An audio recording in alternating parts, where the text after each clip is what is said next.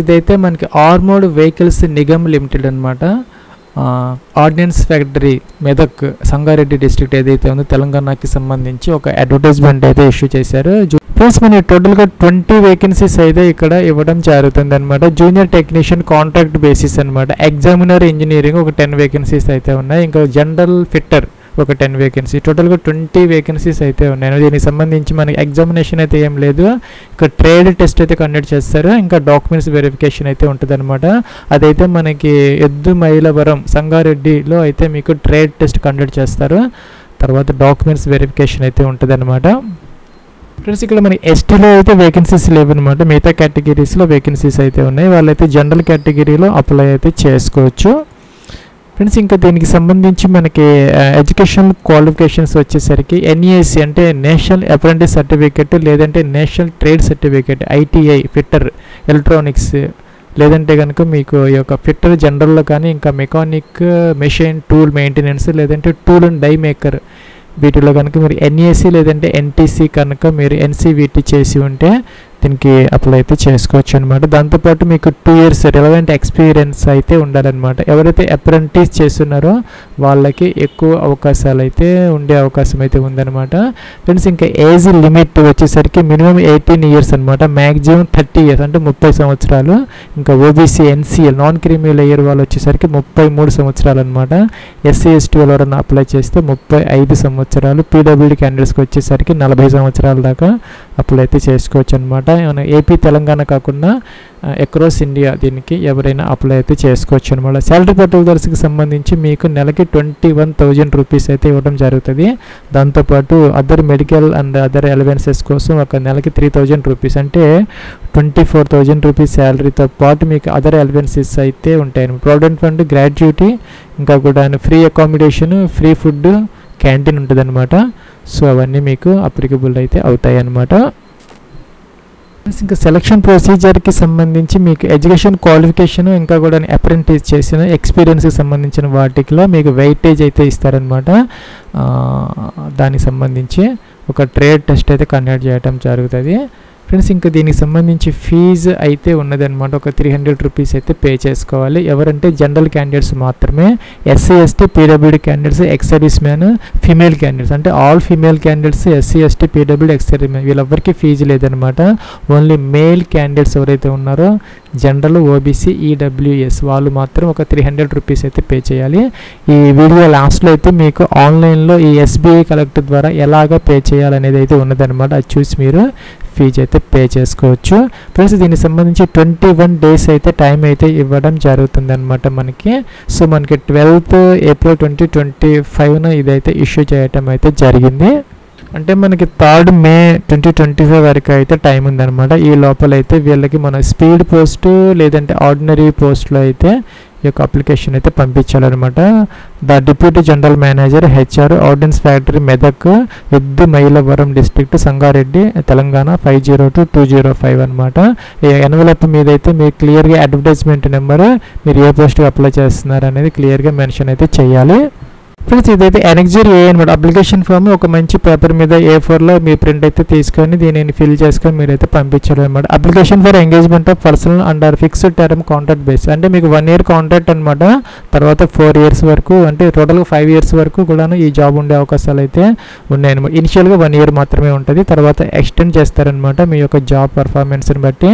ఇక్కడ advertisement number అయితే మీరు మెన్షన్ అయితే చేసుకోవాలన్నమాట. ఇదన్నమాట. ప్లస్ ఈ అడ్వర్టైజ్మెంట్ నెంబర్ 01/2025 డేటెడ్ 12/4/2025 అక్కడ మెన్షన్ అయితే చేయాలి. సో ఇంకా application for the post of junior technician మీకు 2 అయితే ఉన్నాయన్నమాట. ఎగ్జామినర్ కింద మన జనరల్ ఫిట్టర్ అవి. ఇక్కడ మీరు ఏ పోస్ట్కి అప్లై చేస్తామంటే అదైతే మెన్షన్ అయితే చేసుకోవాలన్నమాట. ఈ అడ్రస్కి అయితే పంపించుకోవాలి. ఇక్కడ ఫోటో లేటెస్ట్ ఫోటోగ్రాఫ్ అయితే ఇక్కడ మీరు అంటించేసి ఇక్కడ సైన్ అయితే చేయాలన్నమాట.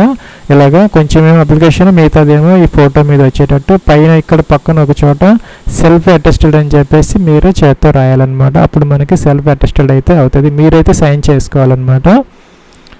సైన్ చేసుకోవాలి ఇలాగా అప్లికేషన్ ఇలా ఫోటో మీదకి వచ్చేటట్టు, పైన సెల్ఫ్ అటెస్టెడ్ అని చెప్పేసి మీరు 2 గీతలు పెట్టి మధ్యలో అయితే రాసుకోవాలి. ఫ్రెండ్స్ ఇక్కడ 10th క్లాస్ సర్టిఫికేట్ ప్రకారం మీకు ఫుల్ నేమ్ రాసుకోవాలి. మీకు father's name, date of birth ఇక్కడ వేసుకోవాలి. ఫ్రెండ్స్ అలాగే మీ యొక్క ఏజ్ అనమాట, ఏజ్ అయితే ఇక్కడ ఎంటర్ చేసుకోవాలి, ఎన్ని సంవత్సరాలు, ఎన్ని నెలలు, ఎన్ని డేస్ అనేది. నెక్స్ట్ వాళ్ళు ఇండియన్ రాసుకోవాలి. కేటగిరీ, మీ యొక్క కేటగిరీ ఏంటనేది ఇక్కడ. ఫ్రెండ్స్ మీ కేటగిరీ యూఆర్, ఎస్సీ, ఎస్టీను, ఓబీసీ, ఎన్సీఎల్, ఈడబ్ల్యూఎస్ రాసుకోవాలన్నమాట. ఇంకా యూఆర్ కాకుండా మిగతా వాళ్ళందరికీ రెలవెంట్ సర్టిఫికేట్ అయితే కావాలన్నమాట. మన వ్యాలిడ్గా ఉన్నది, ఎక్స్పైర్ కానిది. ఇంకా మీరు ఎక్సర్వీస్ మ్యాన్ అయితే ఎస్ పెట్టాలన్నమాట, అంటే నో కొట్టేసుకోవాలన్నమాట. అలాగే పీడబ్ల్యూ క్యాండిడేట్స్ అయితే ఎస్ పెట్టాలి, నో కొట్టేసుకోవాలన్నమాట. అలాగే ఇక్కడ మనం కంప్లీట్ పోస్టల్ అడ్రస్ అనమాట విత్ పిన్ కోడ్ ఇక్కడ ఎంటర్ అయితే చేసుకోవాలి. మీ అడ్రస్ అనమాట, పూర్తి అడ్రస్ ఇక్కడైతే రాసుకోవాలన్నమాట, డోర్ నెంబర్, ఫ్లాట్ నెంబర్తో సహా. అలాగే ఇక్కడ డిక్లరేషన్, మీ యొక్క నేమ్ అయితే రాసుకోవాలి, మీ యొక్క సిగ్నేచర్ చేసుకోవాలి, డేట్ వేసుకోవాలి, ప్లేస్ వేసుకోవాలి, మీరు ఎక్కడి నుంచి అప్లై చేస్తున్నారు అనేది. ఇంకా నెక్స్ట్ వచ్చేసరికి పర్మనెంట్ అడ్రస్ అనమాట, అంటే pan number, permanent account number, pan number అయితే ఇక్కడ ఎంటర్ చేసుకోవాలి. ఆధార్ కార్డు నెంబర్ ఇక్కడ ఎంటర్ చేయాలి. అలాగే మొబైల్ ఫోన్ నెంబర్ రెండైతే ఇచ్చారు ఆప్షన్స్, మీది సెకండ్ మొబైల్ నెంబర్ కూడా ఉంటే ఇక్కడ ఎంటర్ చేసుకోవాలి. అలా ఈమెయిల్ ఐడి ఎంటర్ చేసుకోవాలి.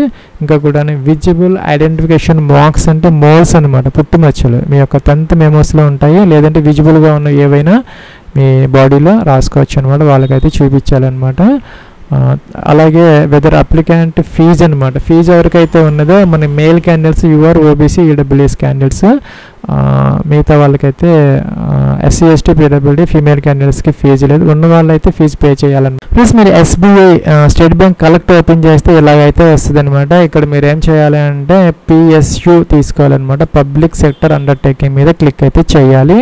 చేసిన తర్వాత ఇక్కడ మనకి లెఫ్ట్ సైడ్ సెర్చ్ బార్ ఉంటుంది అనమాట, ఇక్కడ ఆర్మోవ్ అని కొంచెం టైప్ చేస్తే మీరు చాలన్నమాట, 2 వస్తాయి. ఆర్మోడ్ వెహికల్స్ నిగమ్ లిమిటెడ్, మీరు తెలంగాణ తీసుకోవాలన్నమాట, తమిళనాడు కాదు, తెలంగాణ తీసుకోవాలి, క్లిక్ చేయాలన్నమాట. క్లిక్ చేస్తే కిందకు వచ్చేసి ఇలాగైతే వస్తుంది. చెన్నై అడ్రస్ వచ్చినప్పటికీ కూడాను మీకేం ప్రాబ్లం అయితే ఏం లేదు, కిందకి రావాలి. ఇక్కడికి వస్తే మీరు ఓఎఫ్ఎంకే అంటే ఆర్డినెన్స్ ఫ్యాక్టరీ మెదక్ మిస్సెలేనియస్ అని ఉంటుంది అనమాట, ఓఎఫ్ఎంకే మిస్సెలేనియస్ అయితే తీసుకోవాలన్నమాట. ఫ్రెండ్స్ ఇక్కడ మనకి ఓఎఫ్ఎంకే మిస్సెలేనియస్ అనేది తీసుకున్నాం అనమాట. మీరు అదే తమిళనాడు తీసుకుంటే రాదనమాట, మీకు తెలంగాణ తీసుకుంటే మాత్రమే ఇది వస్తుంది, ఓఎఫ్ఎంకే వస్తుంది. మీరు తమిళనాడు తీసుకుంటే హెచ్ఈఎఫ్ వస్తుంది అనమాట, హెవీ వెహికల్స్ అది వస్తుంది. మనది వచ్చేసరికి ఆర్డినెన్స్ ఫ్యాక్టరీ అనమాట, ఓఎఫ్ఎంకే మిస్సెలేనియస్.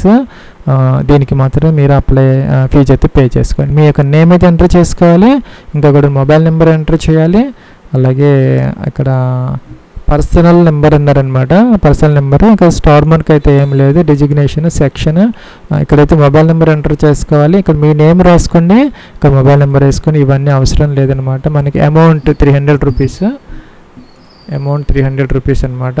So 300 rupees. ఫీజు వచ్చేసరికి అప్లికేషన్ ఫీజు అని చెప్పేసి జూనియర్ టెక్నీషియన్ అయితే సరిపోతుంది. కిందకి వచ్చి చేయాలన్నమాట మీ యొక్క మొబైల్ నెంబరు. అలాగే సెకండ్ టైం మీకు మొబైల్ నెంబర్ ఎంటర్ అయితే చేసి ఈమెయిల్ ఐడి ఎంటర్ చేయాలి, టిక్ ఆన్ చేయాలి. టిక్ ఆన్ చేసిన తర్వాత ఇక్కడ మీరు క్యాప్చా ఎంటర్ చేసి నెక్స్ట్కి అయితే వెళ్ళాలి. సో నెక్స్ట్ కూడాను మనకి కొన్ని ఆప్షన్స్ అయితే వస్తాయి, డెబిట్ కార్డ్, క్రెడిట్ కార్డ్స్ అనమాట. దాని ద్వారా మీరు ఈజీగా ఫీజు అయితే పే అయితే చేసుకోవచ్చు అనమాట. సో ఇవన్నీ మనకు అవసరం లేదనమాట, పర్సనల్ నెంబర్, డిజిగ్నేషన్, సెక్షన్, ఎందుకంటే మనకి స్టార్ మార్క్ పెట్టినవి మాత్రం తప్పనిసరిగా మనం ఫిల్అప్ అయితే చేయాలి, మిగతావి అయితే అవసరం అయితే లేదు.